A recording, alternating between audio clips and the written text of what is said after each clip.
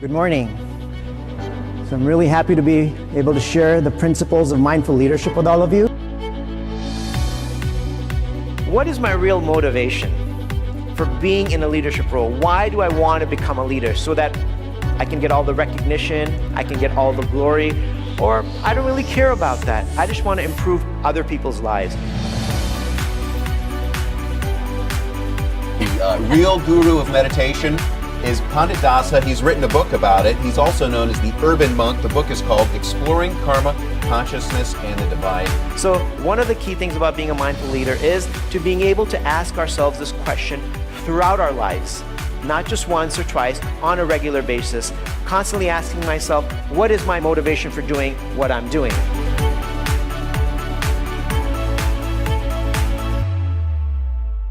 I was a monk for 15 years, living in New York City.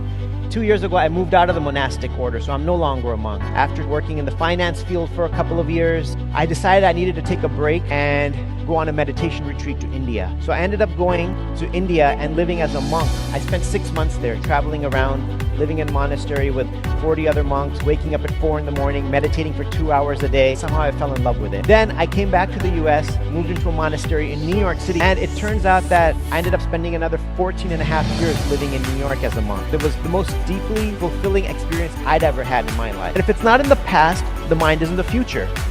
It's planning something all the time. Even while you're sitting and listening to me, you might be planning an email. Some of you might be thinking about, man, I wonder what the lunch menu is going to be. How many of you are thinking about lunch accidentally? Not purposely, but accidentally. Research is showing that it helps individuals become more productive. So if a bunch of people in your organization are becoming more productive and working more cooperatively, I can't imagine how that's not helping a company grow. If you're in a leadership role and you have to give negative feedback, it's like withdrawing from that emotional bank account. 2 ears and a mouth. We take it for granted because that's what we come with, right? We're being told that we should be listening twice as much as we speak.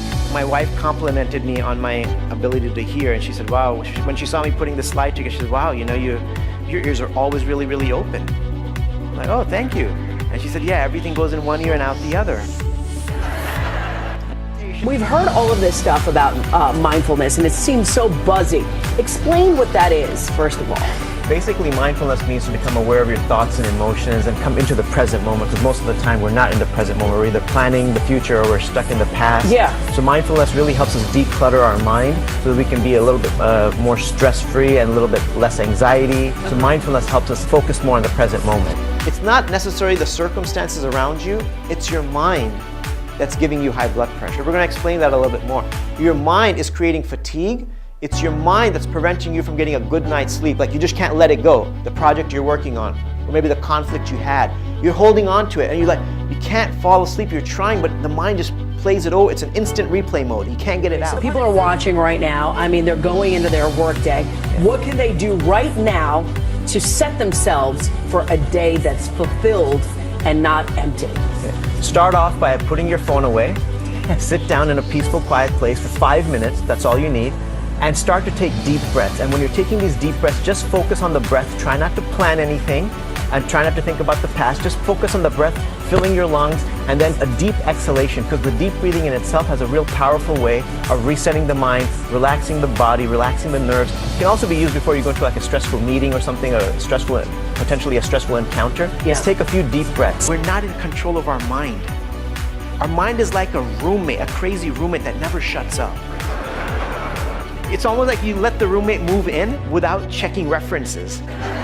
So we have this roommate and it just doesn't stop. These are some of the tallest trees on the planet, right? They're about 200 to 300 feet tall. They can go from 8 to 20 feet in diameter, and they can live for hundreds of years, and some have lived for thousands of years. What's interesting is a tree that's 200 to 300 feet tall should have very deep roots. But these trees have very shallow roots. They go from like 6 to 12 feet. And these are massive, massive trees. So how do they survive all the storms and all the challenges that come?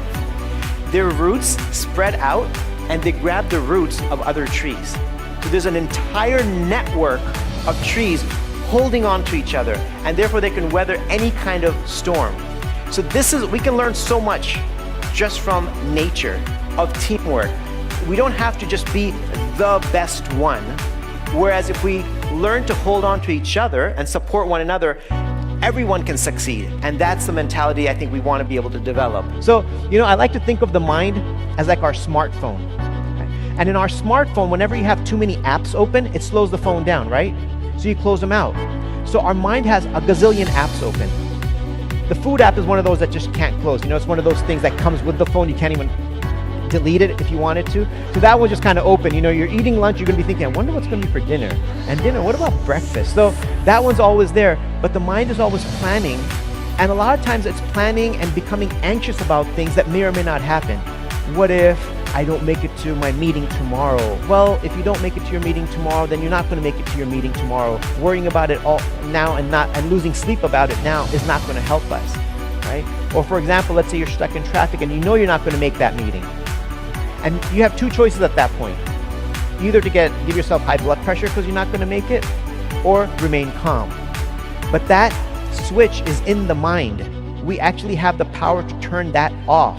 And that's what's called mindfulness training. So if we can appreciate more, then we really want to create a culture of appreciation and where we can actually learn to celebrate and appreciate the success of others. And according to the Harvard Business Review, positive social connections at work produce highly desirable results. Mindfulness can literally change your brain. According to Forbes, it makes you more productive, right? If you can clear out those apps, won't you become more focused and productive? Absolutely. According to the New York Times, it enhances creativity and memory. Right? We forget things because we're stressed. We've got so much on our mind, so much on there that we don't need at the moment. According to Psychology Today, it decreases anxiety, depression, and stress. And according to the Harvard Business Review, it actually boosts emotional intelligence, gives us the ability to understand another person's perspective. We have to become that change because it's almost impossible to change someone else. We've tried changing others, doesn't work. Others have tried to change us, that also doesn't work. Not only that, we've tried to change our own habits that we've had. Right? There's habits that we have we're not proud of. We've tried to change them, and we can't even change ourselves, yet we try to change others. So be the change you wish to see in the world. That is really one of the signs of being a mindful leader. Let me ask you another question, which is a little uncomfortable. How do we feel if somebody who maybe we're in competition with succeeds at work?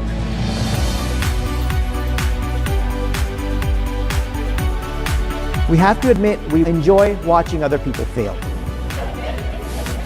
right? When someone else fails, oh, now everyone's going to see the truth. And I get to shine, I get to rise because of someone else's failure. But that's not how we want to succeed.